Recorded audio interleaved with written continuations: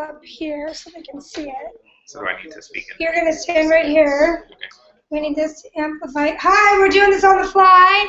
Hi, Dana Gorman here at the end of the day. Here with Scott Forsgren, also known as BetterHealthGuide.com. Sorry, it's going to be a little noisy in the background, but we are going to pull up Scott's top 10 that he created just for us, for THRiiVE,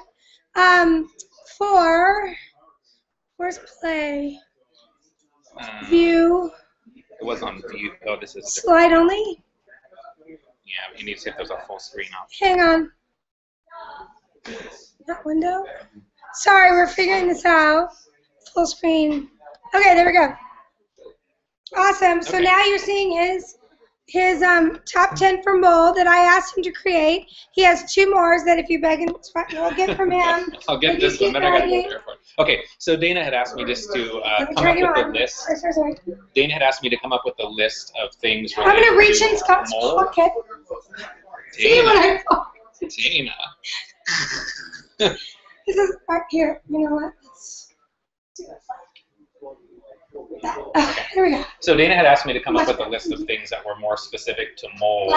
And in doing some of the research over the years that I've done, reading Dr. Shoemaker's work, working with other doctors that are really focused on mold-related illness, we came up with a list of the top 10 things that people should think about relative to mold. So the first one is looking at the HLA-DR status, which is the genetic predisposition to certain biotoxin illnesses. And if someone has a mold or multi-susceptible HLA type, then really moving down the investigation of mold as a potential issue in the illness is something that's really worth considering. There's a number of other markers as well: transforming growth factor beta 1, C4A, MSH, MMP9. These are other markers that Dr. Richie Shoemaker brought into our awareness. And there are some doctors that think that the higher the C4A level, the more likely that is to be related to mold. So those are some other markers that are certainly worth looking at, especially if the HLA is a mold susceptible or multi-susceptible type, which means that you could have a mold biotoxin-associated illness. At that point, if you have a multi-susceptible or multi-susceptible HLA type, the Mycometrix ERMI, or an Environmental Relative Moldiness Index, is certainly a test worth considering. That's actually looking at your house or your work or whatever environments you're in regularly, that you would want to see if there's a possibility of mold being in those environments. The next thing is there's now a urinary mycotoxin test through real-time labs. They're based in Texas, and so they look for things like aflatoxin, ochratoxin, and triclosethines. And so you can, in addition to the ERMI, which is looking at the environment, you can do the real-time labs testing to see if you have mycotoxins coming out in the urine. It's often good to do either a glutathione challenge or a far infrared sauna before you do the urine collection, just to optimize the output of mycotoxins. And so with those 2 tests, you're at least getting some idea as to whether there's a potential environmental problem and also whether you biologically have mycotoxins. If either of those are positive, then the key is to really look at and identify the source of the mold. So it can be something in your home, your work. Some people find it even in their car. It's very common in schools as well. Many people that I've talked with have had issues with mold in their school.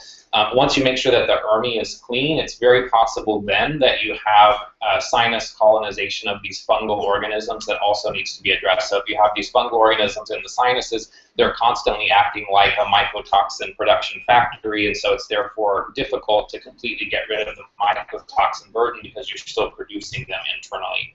So there is also, related to the same people that do the ERMI, the Mycometrix folks, there's something called the HERTSME2, which is just an abbreviated panel. That one's usually better if you already know you had a mold issue and you've remediated, you've addressed it. That one's kind of a shortened or abbreviated panel, just to see if it's potentially safe to go back into that environment. There was an article that just came out this month in the July edition of the Townsend Letter. That whole edition was focused on Lyme disease, so if you're working with Lyme or people that have Lyme, it's probably worth getting that. There was an article that I wrote in the July edition that was with Dr. Wayne Anderson and Dr. Neil Nathan that kind of goes through all of this, really focused on removing yourself from the exposure, binding the mycotoxins, and all of the things that you need to do and consider relative to mold and mycotoxin-associated illness. There's a number of different binders. We talked about a lot of them this weekend, but when you're looking at things like mycotoxins, cholestyramine, there's one from Supreme Nutrition called Takasumi Supreme. That's one of my personal favorites. It's a carbonized bamboo. Cholestipure is plant sterols. We talked about Zeobind and Zeolites this weekend. That's the one that's from BioPure. Chlorella as well. Pectisol can be somewhat helpful, and then liposomal glutathione is also helpful for promoting detoxification of mycotoxins. And then systemically, there's a number of things as well to consider, like Sporanox, voriconazole, some of those prescription agents that some of the medical doctors are using.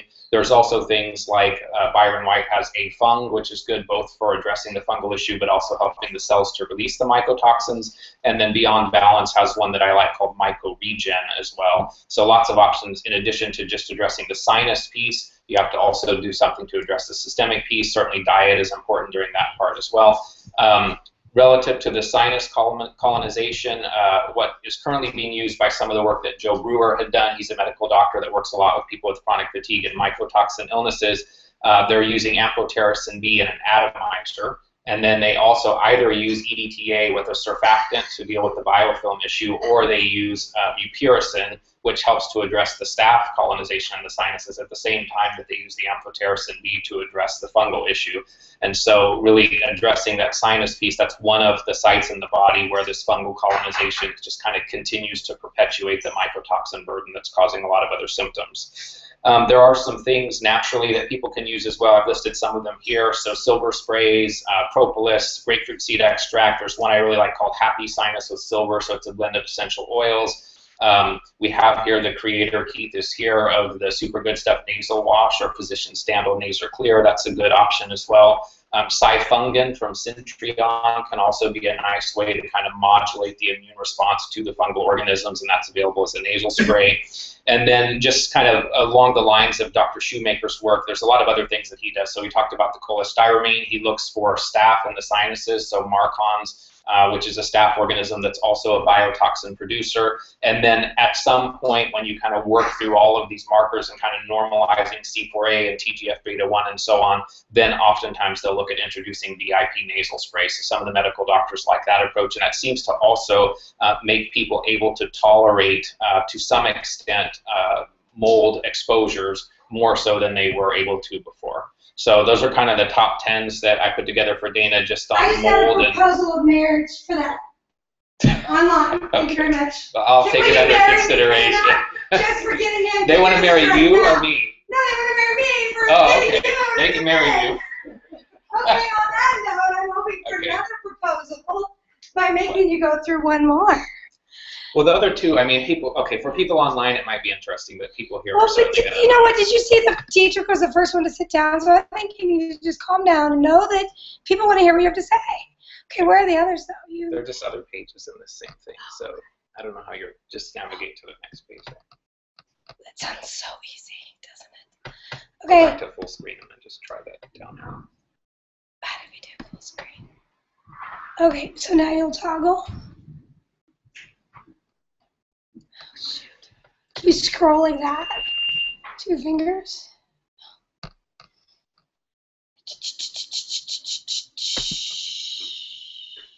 Let's play doing this one. Play with an option. Play. Okay.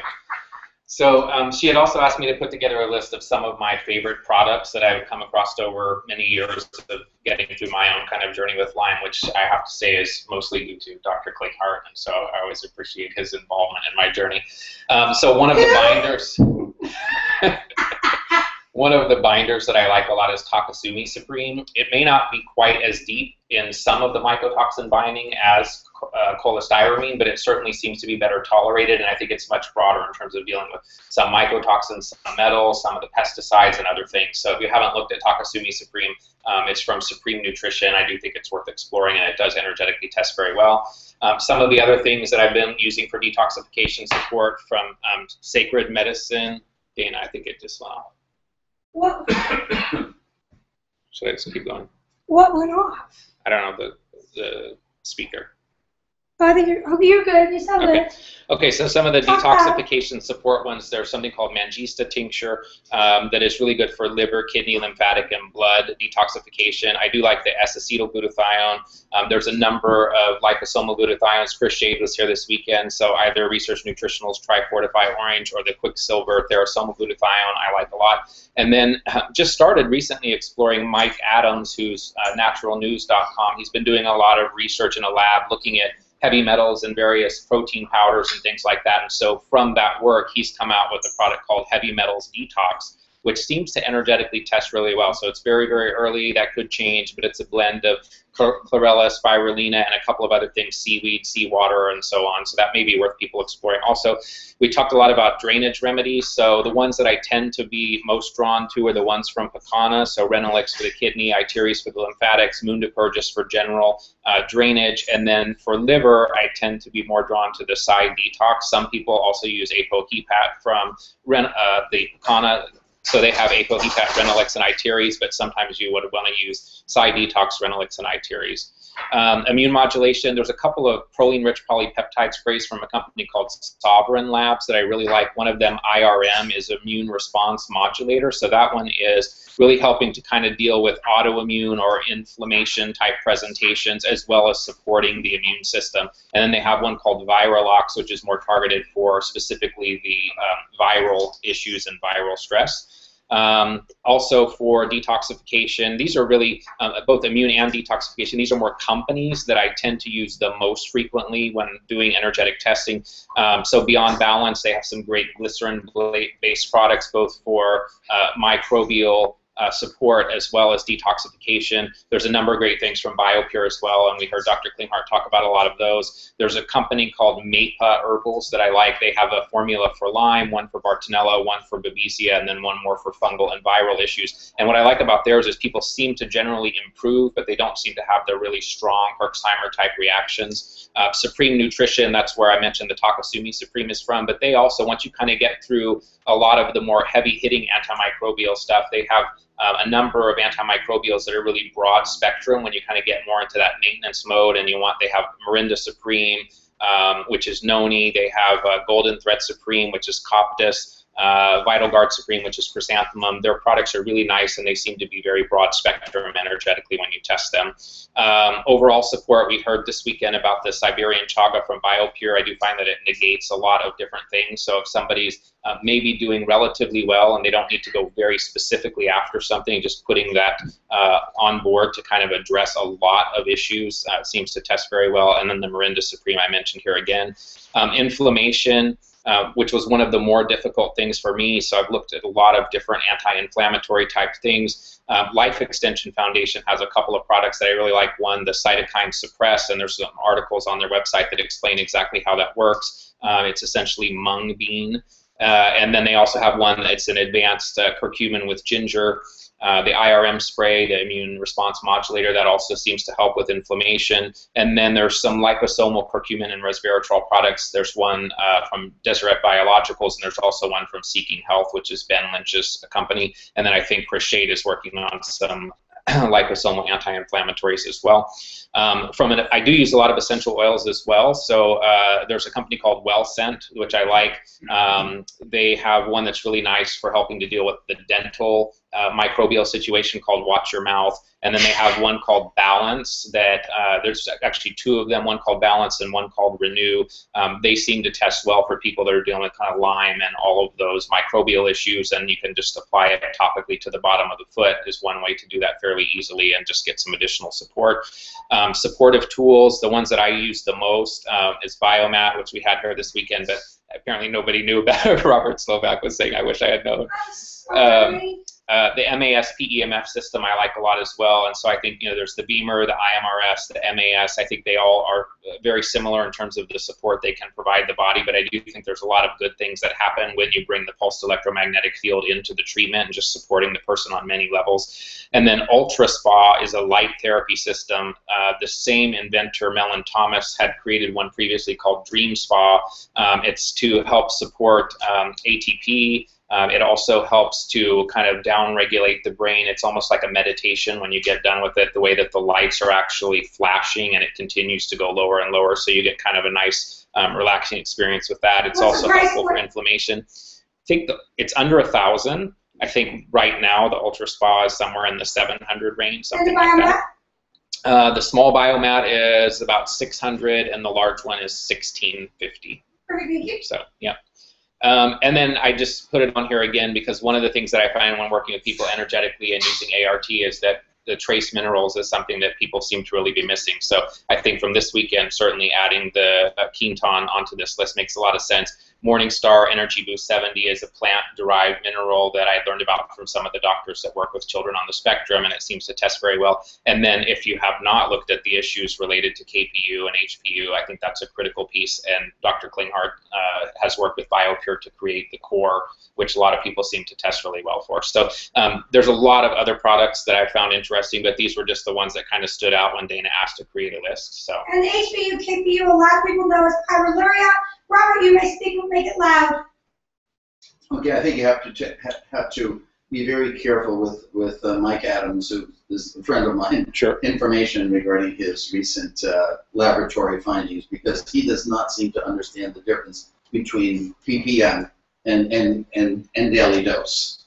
Okay. So, I mean, I just did some calculations that followed up his calculation, and he was like alarmed that a particular product that was, I think, a wheatgrass concentrate had this extreme amount of ppm of copper.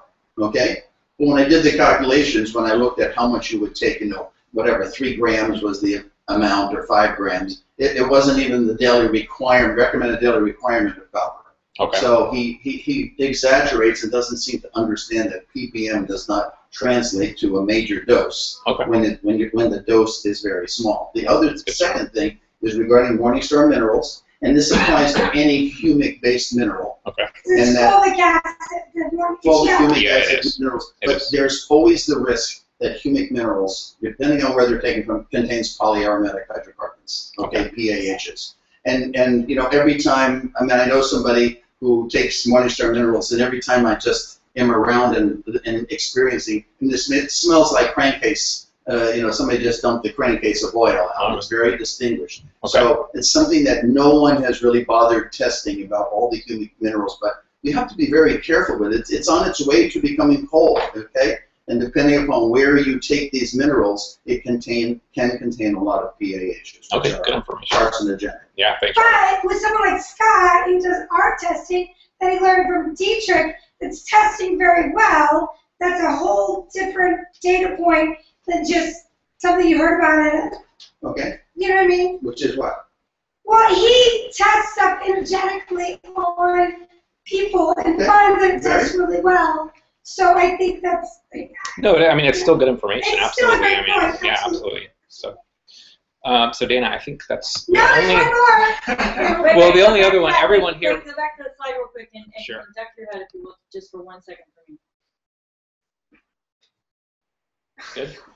So the last one really was more intended. A lot of this I think you were potentially going to use to help educate other people, not so much practitioners. So I think these were some of the things that if people are just treating and they're not getting better, that potentially are being missed. So the emotional piece, people don't want to look there. A lot of times it's absolutely not emotional, because I think what they hear is, oh, it's in your head, which is not really what I think is being said. But if you're not really exploring that emotional piece, you know, do you deserve to be well, for example? That was always the one muscle test. I was always ready to be well, willing to be well, able to be well, deserve to be well, was like, eh.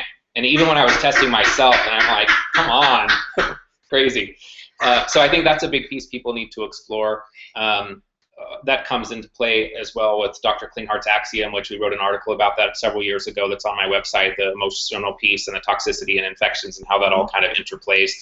The mold piece is really big. A lot of times people find out there is a mold issue. They've got a positive ERMI. I heard somebody recently that had an ERMI of 96, which I had never even seen one above maybe 25, so I mean, that's really significant. And yet people then are not always willing to take the next steps to get out of that environment. So they want to take the cholestyramine, they want to take the Takasumi, they want to do the glutathione, but they're still living in the poisonous place, and it doesn't seem to me that that works.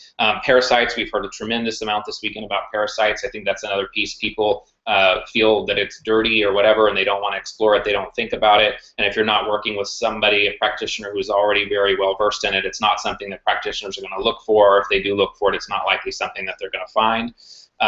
Pesticides and chemicals, I'm surprised how many people test, especially energetically with ART, how many people test for pesticides and chemicals, and we've certainly heard a lot more recently from Dr. Klinghardt on this topic as well. Heavy metals, I think a lot of people do look there, but not everybody, so it's certainly an area to explore. The electromagnetic fields, I'm surprised how many people that I talk to, and a lot of the people that I work with are chronic Lyme adults, and they often say, oh, but I only have Lyme. I don't have Bartonella, and I don't have Babesia, and I don't have all these other things. And it seems like, 6 months later you run into them again, and then, oh, they had a positive Bartonella test or Babesia or whatever. So I think that it's highly unlikely that somebody has Borrelia without also having Babesia and or Bartonella. They're probably present more often than they're not. So it's certainly something to explore.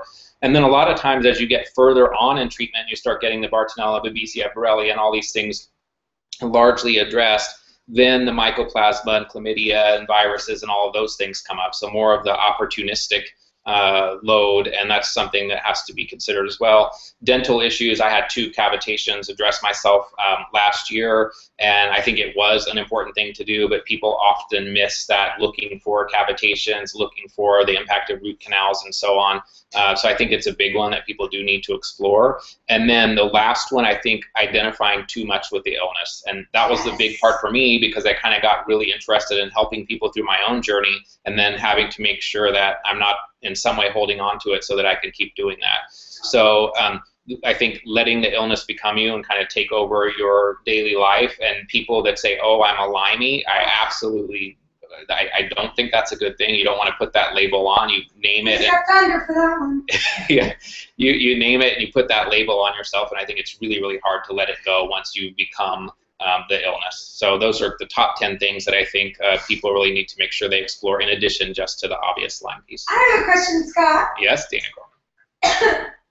Scott Forsgren is BetterHealthGuy.com. They just begged on Facebook for you to present, because you are such an amazing resource. When I have summits, he comes and types his little butt off, as only someone who already knows the information can do.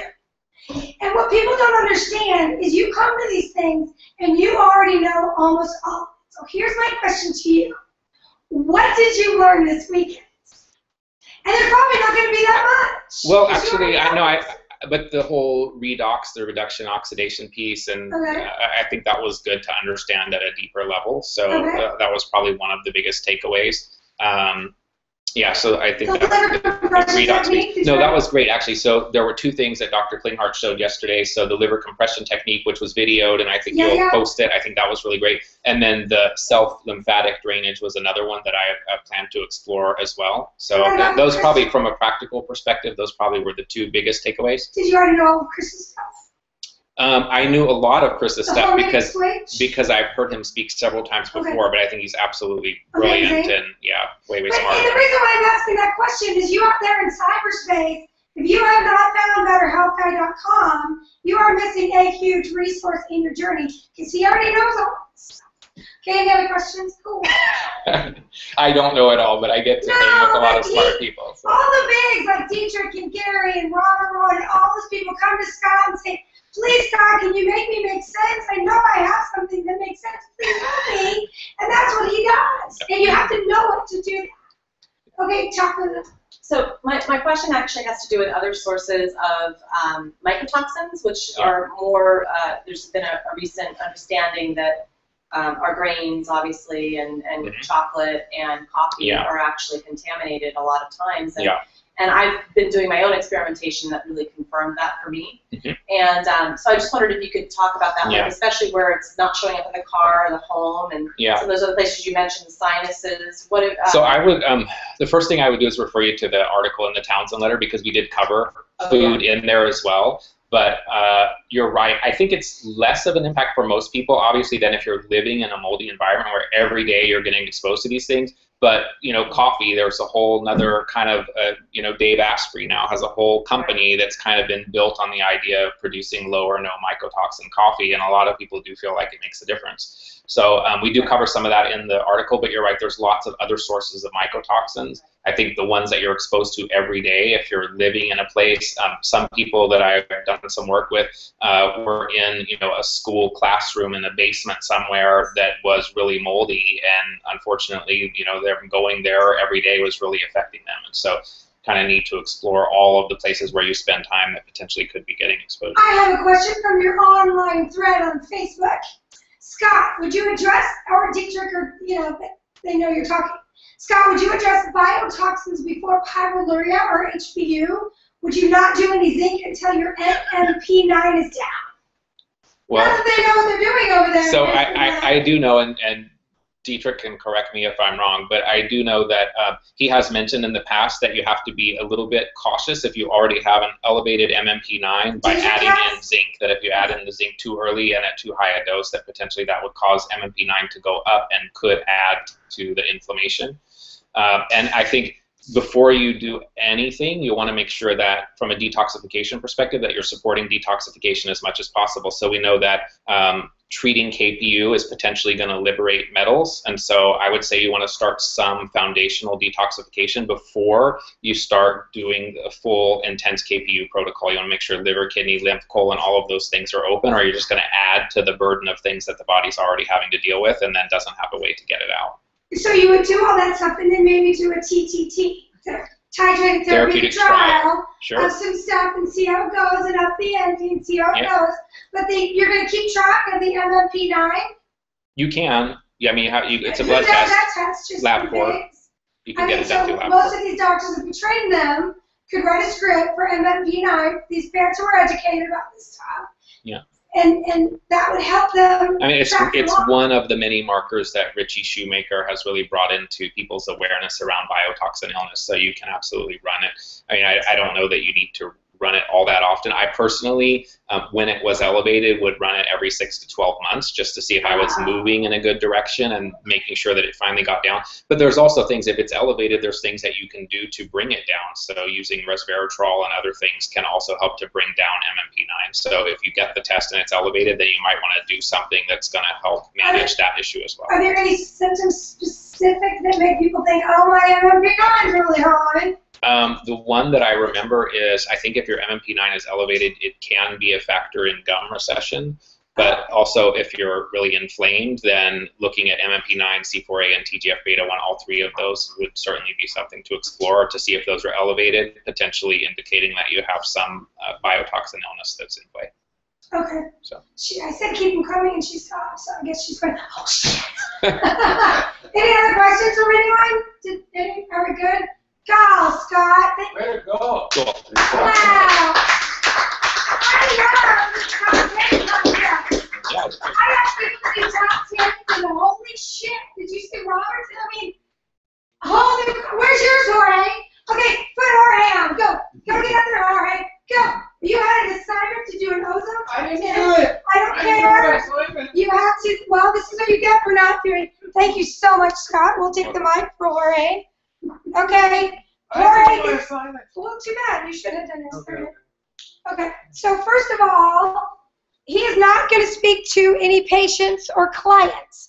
He's going to be speaking strictly to doctors. Just sharing. This is just sharing for the doctors out there, not for anybody who's not a doctor. Okay, so we're going to talk about utilizing ozone.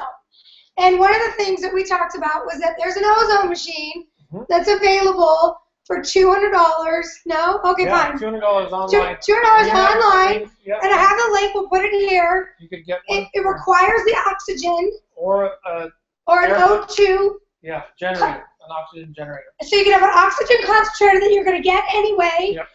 To do your vibration with, to increase your intracellular oxygen 450%. So you're already going to have that.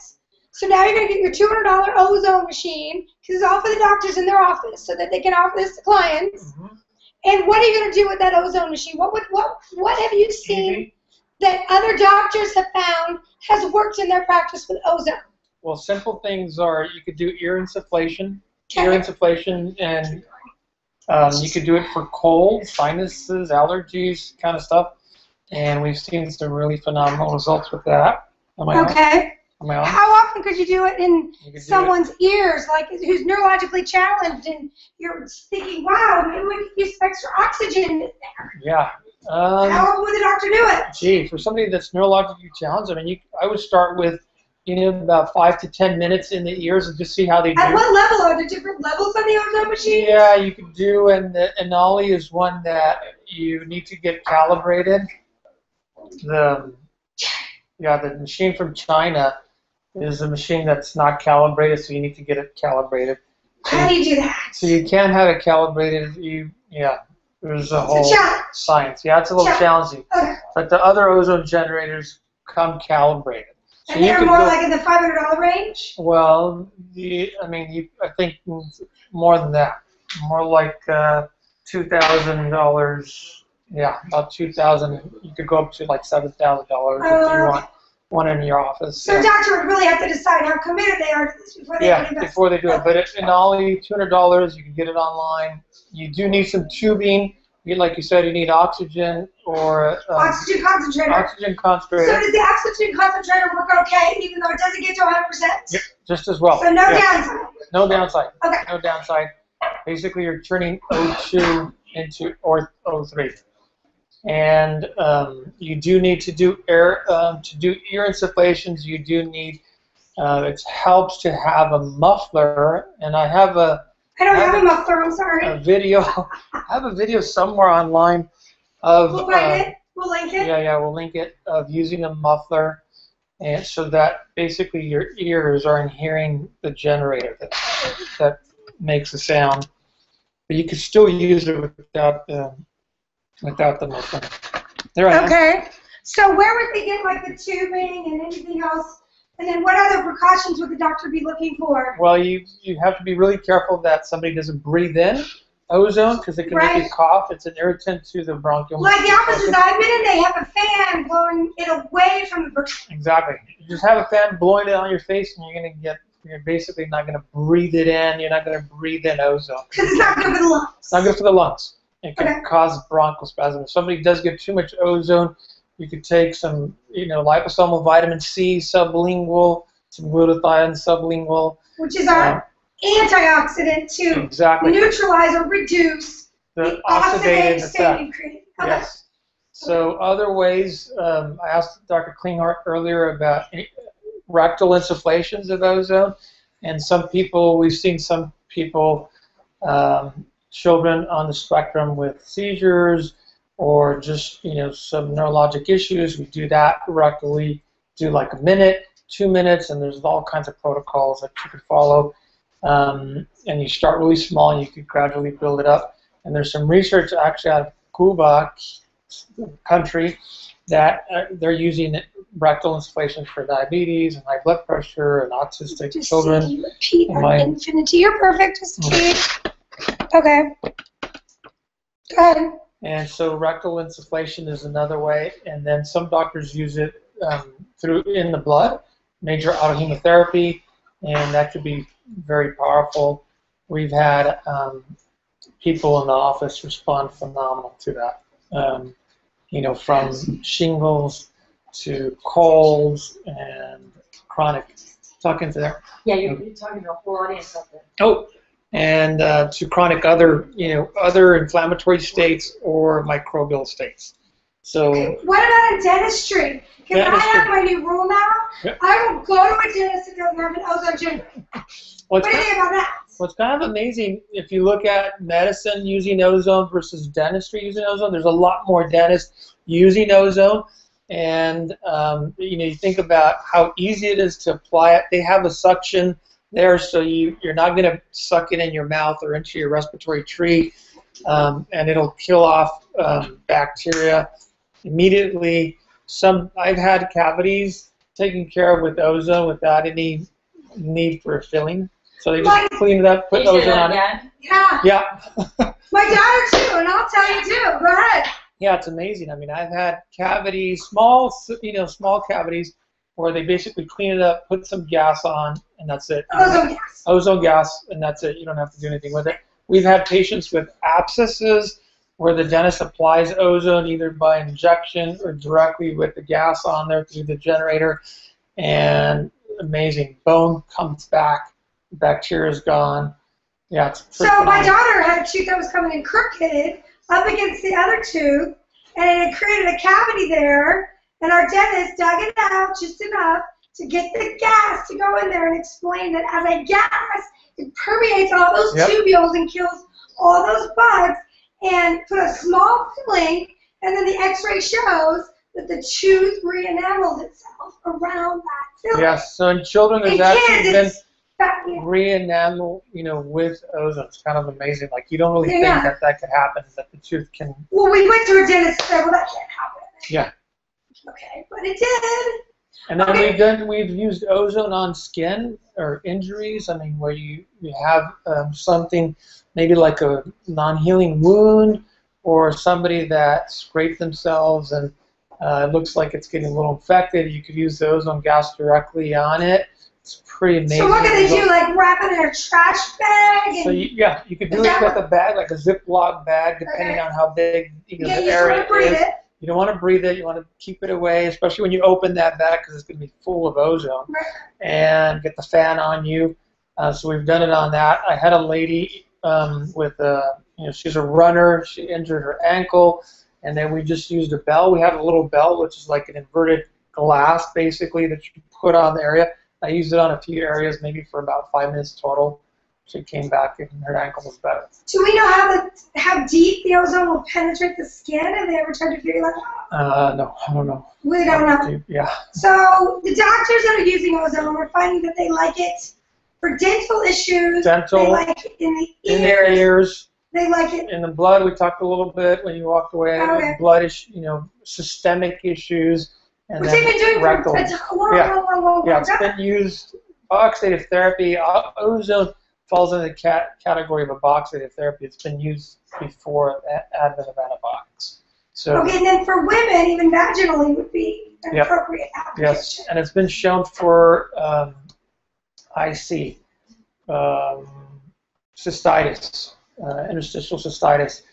You could use ozone applied intravesicularly, and it's been shown to be helpful for that too. So there's not a lot for that kind of.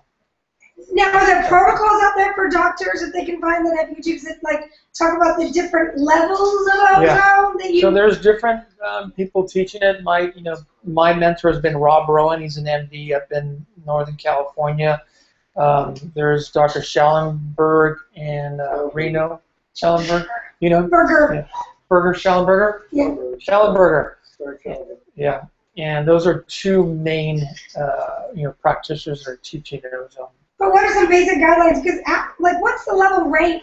So usually, we inject ozone at the level of 27 gamma, that's the unit of measurement.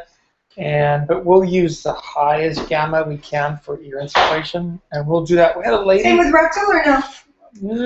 You got to start slow, depending on the. And do you think that's because you're oxidizing all that? Yeah. Stuff that's got that toxic burst. Yeah. Whereas the ears, it's more just going in. I mean, if somebody we've had people with chronic allergies come in and they're all stuff, and they're doing this kind of thing, and we just put on the highest ozone we can, and we do that for 10, 20 minutes. We had a lady who's having sinus surgery a couple weeks ago. She did it. She came in. She goes, "Oh my God, my husband loves you guys because I didn't snore last night. I slept phenomenal. I get up to wipe my nose." And some people will drain.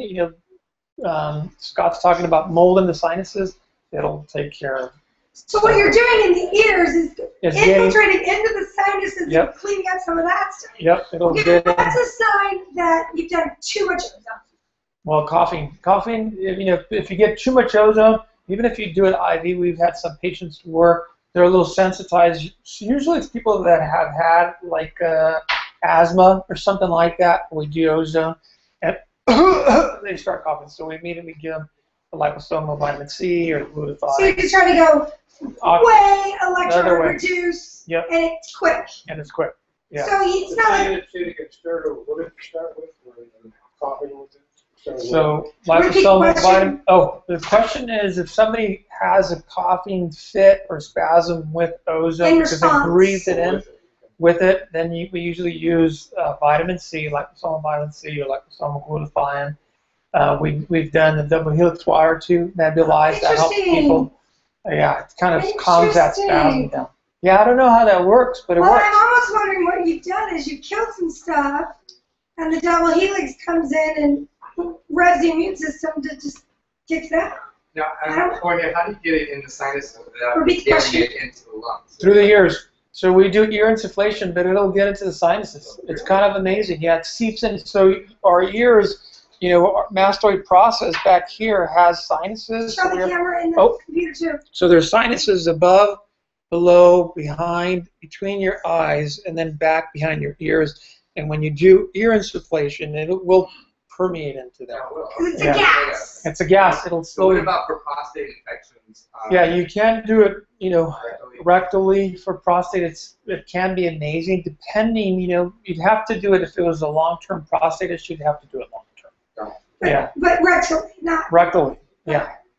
When you mean long-term, you mean repetitive doses? So usually what the research out of Cuba is showing that you do 5 days on. So you do Monday through Friday for 3 weeks, take a week off, and then you keep repeating that. And that's so interesting because that's what Chris was talking about, and this whole group was coming to this conclusion that you can do like spurts of oxidative, and then the body needs to reduce and regenerate spurts. So that's consistent with what we were talking about. Okay, 3 weeks on, 3 weeks off? So no, 1 week off. 1 week off. 3 weeks on. We're gonna need these notes because Scott's done with play.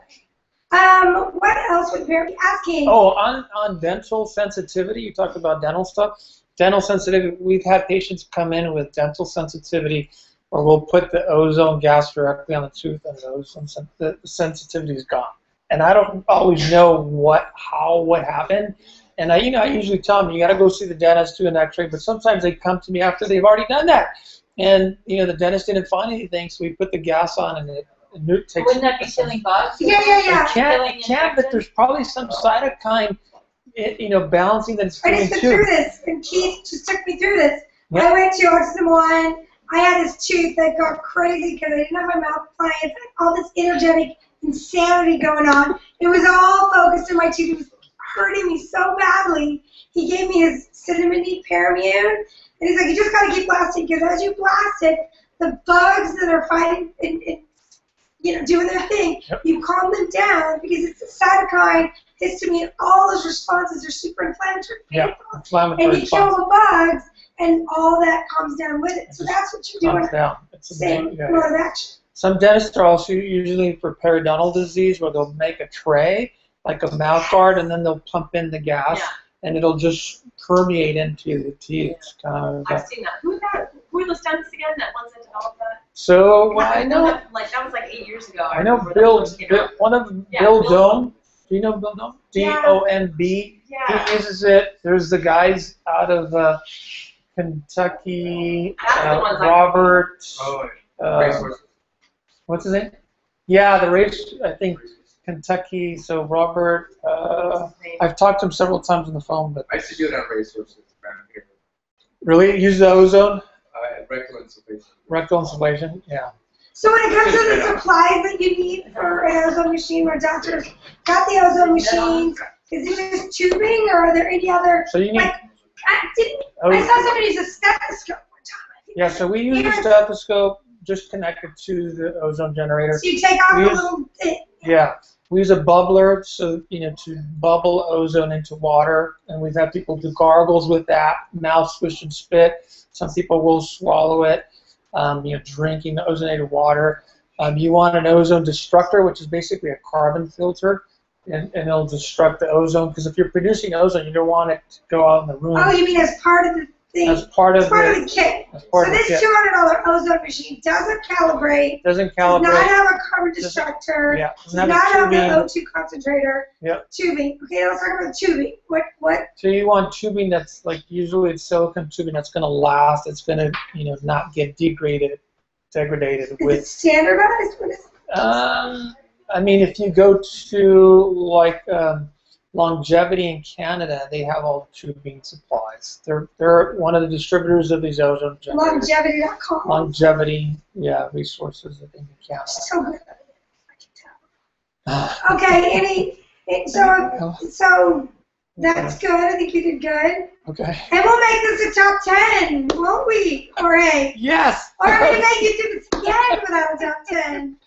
So Thank any you, other Dana. questions for Jorge? I hope that proved to everyone when I give you an assignment, you should do it. Thank you, Jorge. And he's drj in la.com.